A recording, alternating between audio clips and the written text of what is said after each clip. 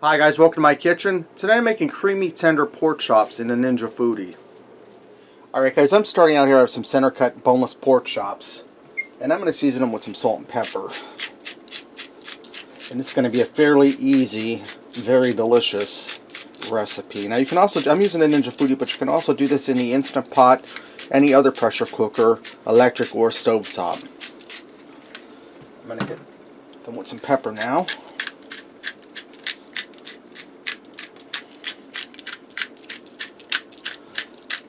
Now I'm going to turn these over. I'm going to season the other side of the pork chops with the salt and pepper. Alright, now that my pork chops all seasoned up, in my Ninja Foodi I have this set on saute high. You'll do the same thing in your Instant Pot.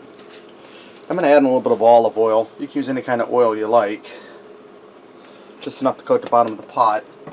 And I'm going to get my pork chops in here and get them nice and browned on both sides. I have 8 chops. I'm going to do them 4 at a time. Okay, now that I have my pork chops brown and set aside, I still have my Ninja Foodi set on saute high. I'm going to add in a 1.5 cups of water.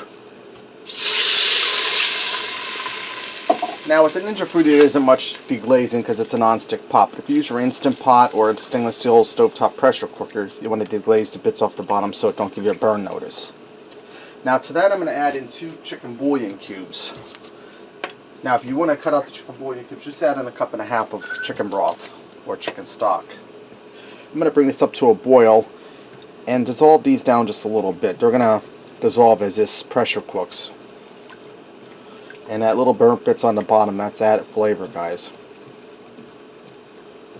Okay, I'm going to get my chops in here, guys.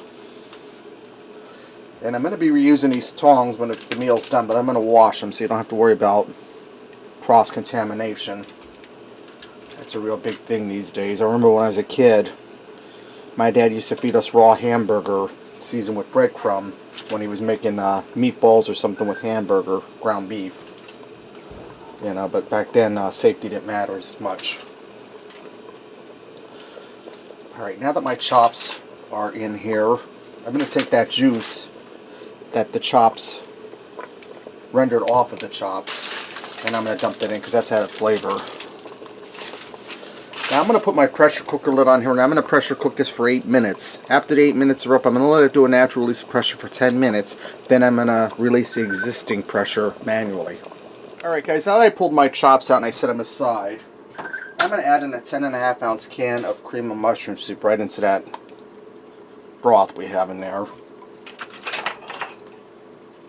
Okay, that's looking good. I'm going to take a plastic whisk because it's a non-stick pot.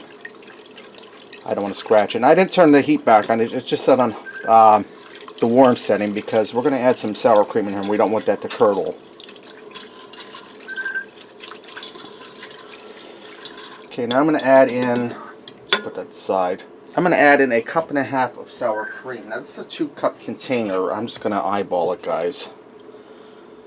And I don't like sour cream like on tacos or stuff like that, but I don't mind it in cooking because you really don't taste it. And I just licked a little bit off my finger. Yuck. I'm going to whisk that in.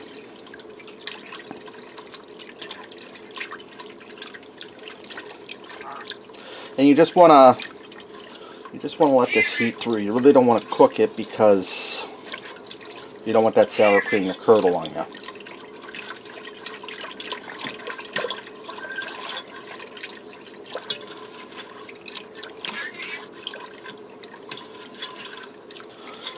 Alright, we're looking good there, guys. Now I have some fresh parsley. I'm going to say it's probably about 3 tablespoons. I'm going to get that in there. If you don't have any dried parsley, it'll work just fine, guys. I just happen to have some on hand that I need to use up. I'm going to stir that in there, and I'm going to allow this to sit on the warm setting for just a few minutes till it heats through, and then we'll be ready to go. Okay, guys, now that my sauce is heated through, I have a pound of ziti here. I bait you. Use any kind of pasta you like, or you could even serve this over mashed potatoes. That's totally up to you. So I'm going to get that into that sauce. And the pasta will drink up a little bit of that sauce. And it's alright if it doesn't, because we're also going to put a little sauce over our chops.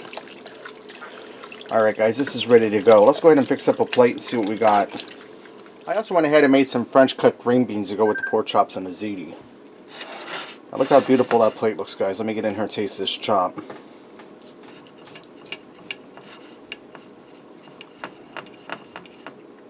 Knock the ziti off the plate. You see my chops cooked through.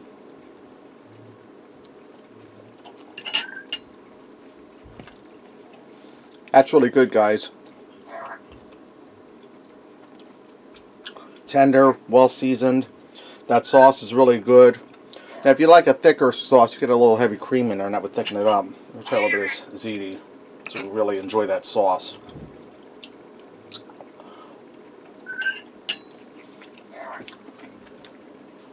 Delicious, guys. And it wasn't hard at all. Alright, there you have it. Creamy, tender pork chops in a Ninja Foodi. Give it a try. Thanks for watching. And until next time, I'll see ya.